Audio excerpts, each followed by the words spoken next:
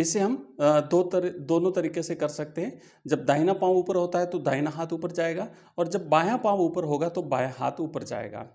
अब ध्यान रखना है कि जब ये जो आसन है गोमुखासन, गोमुखासन के बहुत सारे फायदे हैं जो हम इस आसन में देखने वाले हैं। साथ ही साथ इस आसन को करने का सही तरीका बिल्कुल जानने वाले हैं। तो आइए करते हैं शुरुआत। गोमुखासन करने के लिए पहले आसन लगाना है। तो किस तरीके से आसन लगाना है, जैसे आप मान लीजिए इस तरीके से सामने पैर करके बैठेंगे, ठीक है। अब ये दंडासन कहलाता है। अब आपको बायां पांव मोड़ करके इस तरीके से आप मोड़ करके यहाँ पे लगा दीजिए। दायां पांव सीधा रहेगा, बायां पांव आपको ऐसे लगा देना है, ठीक है। आप देखेंगे कैसे लगाना है। जैसे मान लो मैं यहाँ पे, तो यहाँ से मोड़ के आप बिल्कुल नितंब के पास ऐसे यहाँ पे लगा दीजिए, पूरा सटा करके, घुटने से मोड़ करके। उसके बाद दायां पांव है उसको मोड़ करके बाएं पांव के ऊपर से इसको भी पीछे की ओर ऐसे लगा देना है। अब कैसे लगाना है उसको भी देख लो। बायां पांव लगा दिया। अब दाहिने पांव को आपको इस तरीके से यहाँ पे मोड़ करके, ध्यान इसके घुटने के ऊपर ही रखना है इसको, और इस तरीके से मोड़ते हुए बिल्कुल यहाँ पे लगा देंगे, बस बिल्कुल नितंब के पास लगा देंगे। तो अब आपने देखा इस तरीके से दोनों पाँवों की पोजीशन बन जाएगी। आप पीछे से बिल्कुल दोनों पाँव सटे हुए रहेंगे और आगे से जो है वो पोजीशन इस तरीके से, ठीक है। अब आपको इस तरीके से दोनों पाँव लगा दिए साइड में, और बिल्कुल पाँव जो है ना इसके ऊपर रहेगा, इस तरीके से टच करके रखना आपको, और दोनों पास पास में रहेंगे, ऐसे सटा करके रखना है। अब आपको क्या करना है कि चूंकि दायां पांव ऊपर है इसलिए दायां हाथ जो है ना उसको हम ऊपर से ले जाएंगे, और बायां पांव नीचे है तो बाएं हाथ को पीछे की तरफ से ऐसे पीछे लाना है और पीछे इंटरलॉक करना है। मतलब कि चारों अंगुलियां बाएं हाथ की दाहिने हाथ की चारों अंगुलियों को पकड़ लेगी। तो पकड़ना कैसे है वो भी देख लो। इसको इस तरीके से आप लोग पकड़ेंगे। मैं आसन को पूरे को इस तरीके से घुमा देता हूं कि ये जो आप देख रहे हैं ना, इस तरीके से दाहिना हाथ ऊपर से जाएगा, बायां हाथ नीचे से जाएगा, और इस तरीके से करके और आप ऐसे पकड़ लेंगे। और फिर उसके बाद आप कम से कम 1 मिनट के लिए इस आसन में बैठे सामान्य गति से श्वास जो है वो आप लेते रहें। तो ये गोमुखासन कहलाता है। इसे दोनों तरह से करते हैं। अभी तो हमने दाहिना पांव ऊपर रखा है तो दायां हाथ ऊपर जाएगा, उसके बाद बायां पांव ऊपर रहेगा तो बायां हाथ जो है वो,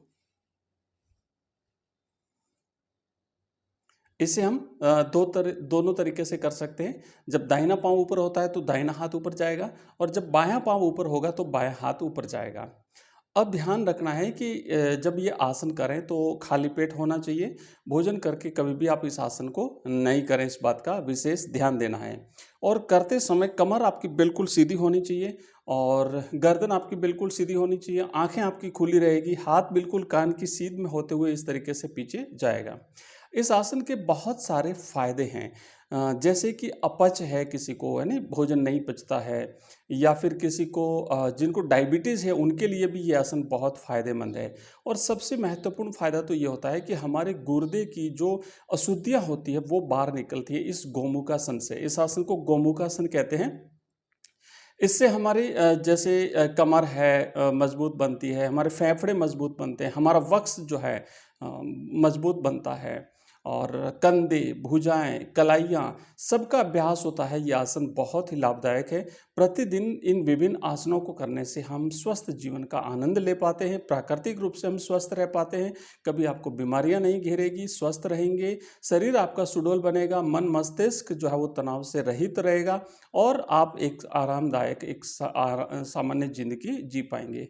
अब इसको दूसरी तरीके से करेंगे, धीरे धीरे छोड़ेंगे, उसके बाद पाँवों को सीधा करेंगे, और फिर से हम जो है वो अब की बार दाएं पाँव को पहले मोड़ करके आपने लगा दिया, उसके बाद बाएं पाँव को मोड़ करके यहाँ से आप लगा दीजिए। बिल्कुल सटा के आपको इस तरीके से यहाँ पे लगाना है।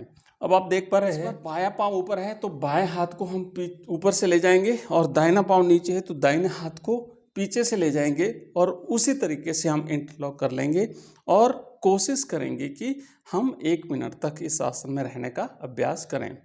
तो इस तरीके से आप धीरे धीरे अभ्यास करेंगे तो निश्चित रूप से आपका ये आसन लग जाएगा। और एक बार अगर आपका आसन लग जाता है तो उसके बाद आप जो है एक एक मिनट, 2-2 मिनट, 5-5 मिनट इस आसन का अभ्यास करते रहें। जब दोनों साइड से करते हैं तब इसका ये एक राउंड पूरा हुआ है। और ये गोमुखासन, जिसके मैंने फ़ायदे आपको बता दिए कि ये हमारे कंधों को मजबूत बनाता है, हमारी कलाइयों को मजबूत बनाता है, हमारे कमर को मजबूत बनाता है, साथ ही साथ ये हमारे वक्ष के लिए, ये फेफड़ों को शुद्ध करता है, फेफड़ों की मजबूती के लिए भी ये आसन किया जाता है। गुर्दे की बीमारियां जो है उसको ये बाहर निकालता है, और साथ ही साथ ये अपच, बदहजमी और डायबिटीज़ के रोगियों के लिए एक बहुत ही शानदार आसन है, एक बहुत ही लाभदायक आसन है। नियमित रूप से खाली पेट इन आसनों का अभ्यास करें। कोई भी व्यक्ति इस आसन का अभ्यास जो है वो कर सकता है। ये आसन गोमुखासन कहलाता है। शानदार तरीके से आप हर रोज नए नए आसन हमारे यहाँ पे सीख पा रहे हैं। धीरे धीरे आप इस आसन को छोड़ेंगे, दोनों हाथों को ढीला करेंगे और फिर अपनी सामान्य गति में आ जाएंगे। तो ये हमारा आज का हुआ गोमुखासन। और हमने देखा किस तरीके से करना है, इसकी सावधानियां क्या है, किसको नहीं करना चाहिए, करते समय क्या सावधानियां रखनी है, सारी चीज़ों को हमने देखा। अगर आपको ये वीडियो पसंद आ रहा है तो आप हमारे चैनल को सब्सक्राइब कर दीजिए, वीडियो को लाइक कर दीजिए, वीडियो को दोस्तों के साथ शेयर कर दीजिए, जो योगासन करना चाहता है उनके साथ शेयर कर दीजिए। और मिलते हैं नियमित रूप से यहाँ पर एक नए योग आसन के साथ। एक नए योग आसन को सही तरीके से करने का उसकी प्रोसेस क्या है और साथ ही साथ उसके लाभ क्या है, उसके किसे नहीं करना चाहिए, करते समय क्या सावधानियां रखनी है, ये सारी चीज़ें हम आपको प्रतिदिन यहाँ पे जो है वो बताते हैं। मिलते हैं अगले आसन में कल, तब तक के लिए जय हिंद, जय भारत।